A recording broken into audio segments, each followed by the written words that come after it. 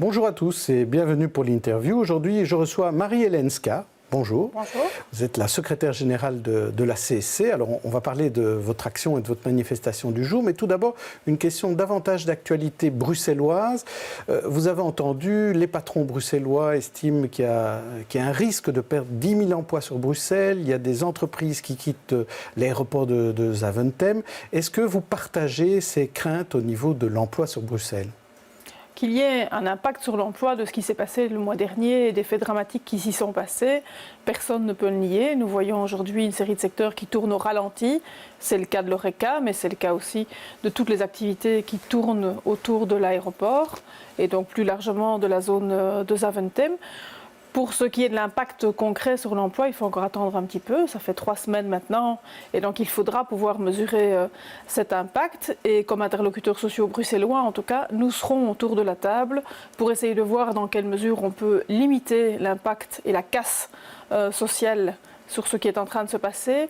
Mais au-delà de cela, ce qui s'est passé à Bruxelles et les faits dramatiques qui s'y sont produits le 22 mars nous rappellent que l'économie ne tourne pas simplement par une injection de diminution de cotisations de sécurité sociale ou de milliards qui sont injectés et qui créent automatiquement de l'emploi.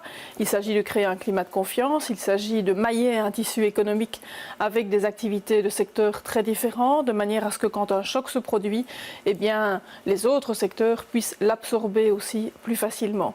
Donc ça, c'est une réflexion que je souhaite quand même faire parce que ce sera un des points de départ de la réflexion des interlocuteurs sociaux lorsqu'il va falloir, avec le gouvernement bruxellois, se pencher sur ce qui va se passer maintenant et sur la manière d'aborder la saison touristique et les mois à venir. C'est quand même une considération qui me semble importante. Et l'autre considération que je souhaiterais faire, c'est que Bruxelles connaît, et ce n'est pas nouveau, un taux de chômage extrêmement important, en particulier chez les jeunes et certainement chez les jeunes d'origine étrangère. Je ne souhaite en tout cas pas que les faits dramatiques qui se sont produits le 22 mars aient pour conséquence première une stigmatisation encore plus grande, une discrimination encore plus grande de certains publics par rapport à leur accès à l'emploi. Parce que là, ce serait vraiment condamner une génération et des populations particulières, qu'elles soient d'origine maghrébine ou d'autres origines qui sont très mélangées sur Bruxelles, à ne pas avoir d'avenir dans une ville qui est la capitale de l'Europe. Donc vous craignez une espèce de double peine, à la fois pour la capitale et pour sa population. Certainement. Et donc je pense que quand on définit les politiques publiques, on doit les penser en fonction de la population qui vit, qui travaille, qui circule à Bruxelles. Et c'est un aspect à ne pas perdre de vue dans les semaines à venir. Alors vous allez circuler dans les rues de Bruxelles cet après-midi avec une grande manifestation. Alors cette manifestation, pourquoi ?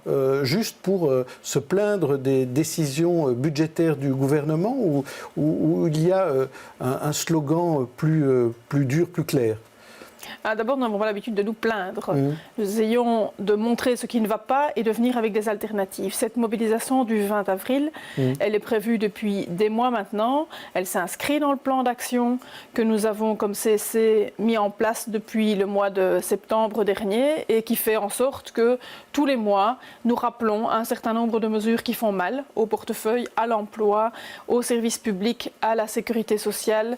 Et donc, ce que nous voulons mettre en avant aujourd'hui plus spécifiquement, c'est la situation des jeunes, qui sont une génération précaire et à qui ce gouvernement prédit des contrats intérimaires à durée indéterminée, un nombre d'heures supplémentaires, c'est-à-dire plus de durée légale finalement du travail, sans aucune création d'emploi qui soit vraiment chiffrée, donc une espèce de précarité à vie.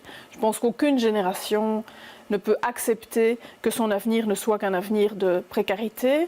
Et vous vous levez aussi contre des mesures comme la flexibilité de l'emploi, où on parle de faire passer les 38 heures semaine à 45 heures certaines semaines Bien et 31 d'autres. Bien évidemment. Et donc cette mobilisation, elle est d'abord et avant tout une mobilisation qui est portée par les jeunes, et donc pas seulement par les jeunes de la CSC, mais aussi par les mouvements étudiants, par la Fédération des étudiants francophones, par l'UNECOF, par le Conseil de la jeunesse.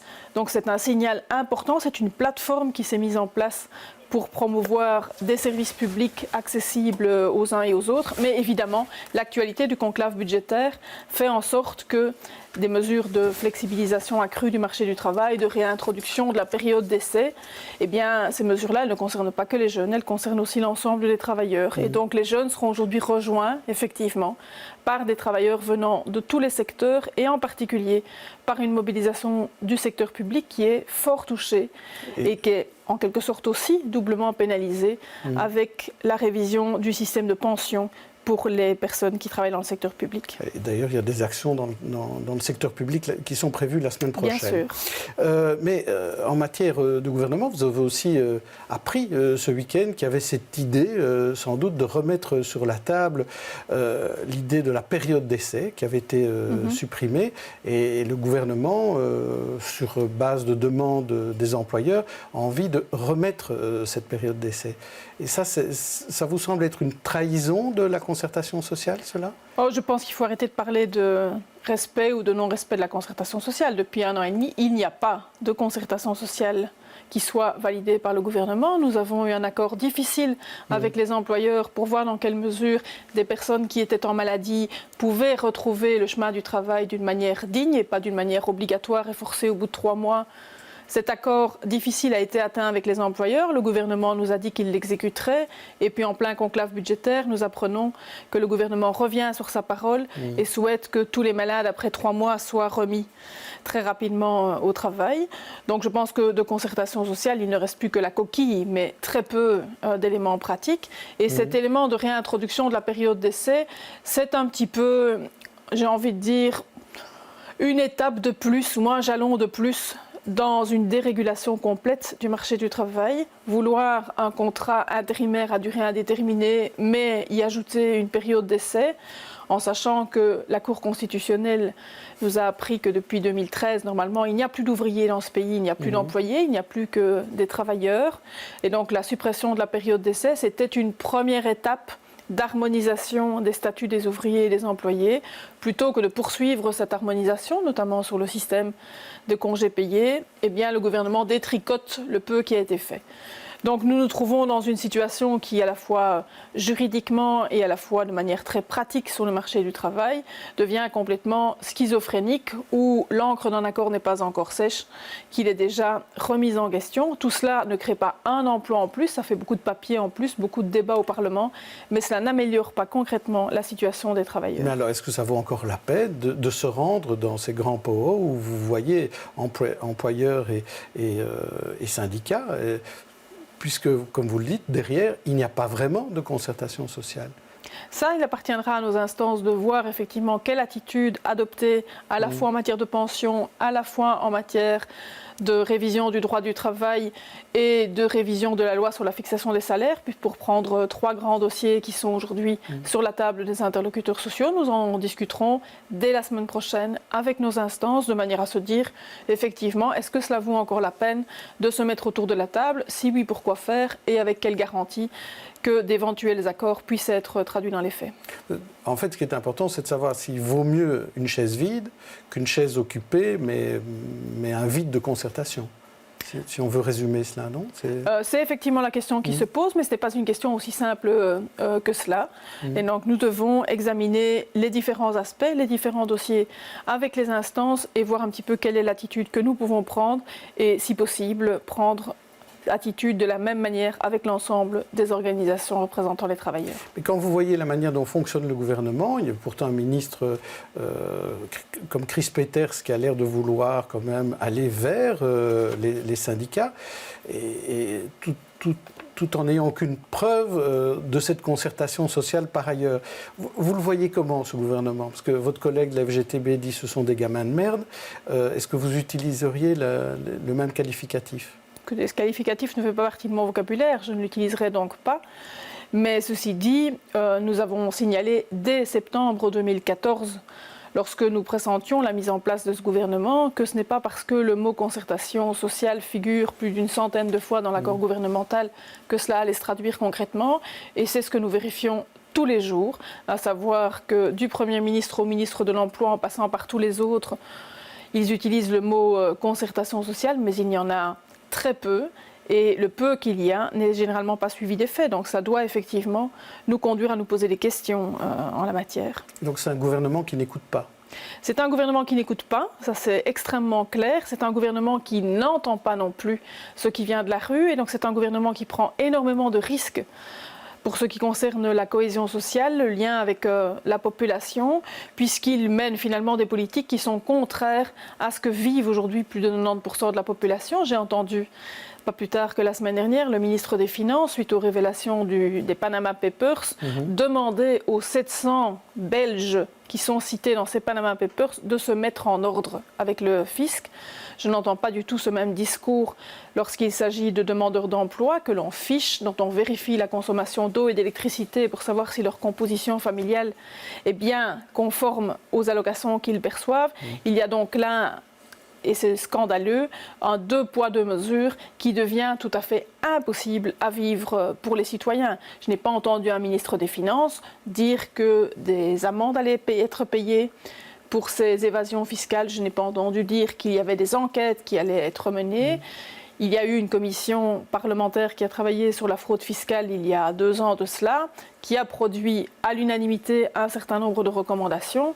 Il est temps maintenant de passer de la parole aux actes, d'abord en ces matières-là, plutôt que de vouloir s'échiner à prendre des mesures les unes derrière les autres qui détricotent et qui mettent encore un peu plus à mal la capacité qu'ont ceux qui ont aujourd'hui encore la possibilité d'avoir un travail, de le combiner avec une vie professionnelle ou une vie sociale en dehors de leur travail. Alors, le discours que vous tenez, les autres syndicats le tiennent aussi. Alors, pourquoi vous n'agissez pas en front commun? Pourquoi vous ne vous retrouvez pas ensemble? La FGTB, hier, a appelé à une manifestation fin mai avec vous, en front commun. Qu'est-ce que vous répondez à cela? D'abord, nous avons la même analyse de la situation, à savoir que la concertation n'est pas une vraie concertation, que ce gouvernement ne travaille pas au bénéfice de 90% de la population. Mais cette mobilisation que nous organisons aujourd'hui, nous avions appelé, y compris la plateforme des jeunes, donc y compris les jeunes FGTB, à y participer. Ils n'ont pas répondu favorablement à cet appel, c'est leur choix, leur responsabilité. Et donc, qu'il y ait des actions qui soient menées par l'une ou par l'autre organisation ne change rien au diagnostic commun que nous menons. Mais ça n'affaiblit pas votre action ? Je pense que ce serait toujours préférable si nous pouvions nous retrouver aux mêmes endroits, au même moment et autour des mêmes mots d'ordre. Mais lorsque je regarde les mots d'ordre qui ont été donnés par la FGTB hier, ils sont fort semblables à ceux que nous avions mis sur la table. Et donc je pense que c'est ça l'essentiel du message. C'est avançons, construisons, montrons où sont les alternatives, mais redisons clairement et fermement qu'une attitude qui vise à s'enfermer dans une fuite en avant politique sans entendre et sans écouter ce qui vient de la rue, c'est un danger grave pour la démocratie. Mais pour revenir à ma question, le message est à peu près commun, identique, comme vous le dites, mais vous y allez en ordre dispersé. Est-ce que c'est parce qu'on approche des élections sociales que chacun doit absolument se positionner comme cela? Non, absolument pas.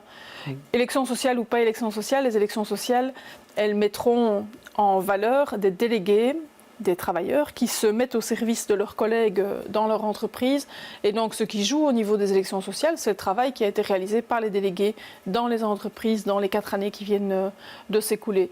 Donc nous allons nous voir avec les collègues des autres organisations syndicales et voir comment ensemble, en fonction des réalités des différents secteurs, en fonction des dossiers qui sont sur la table, je pense aux pensions, je pense à la situation des services publics en particulier, nous allons pouvoir continuer ensemble des mobilisations et ensemble à montrer où sont les alternatives possibles. Donc le Front commun renaîtra peut-être de ses cendres. Merci. Mais le Front commun n'a jamais été en mauvais état. Le Front commun, c'est pas simplement tout faire ensemble, c'est parfois aussi mener les actions chacun de son côté, de manière à faire passer de manière différente, mais le même message. Comme vous le faites aujourd'hui. Merci Marie-Hélène Ska, on se retrouve demain pour une autre interview. Merci à vous.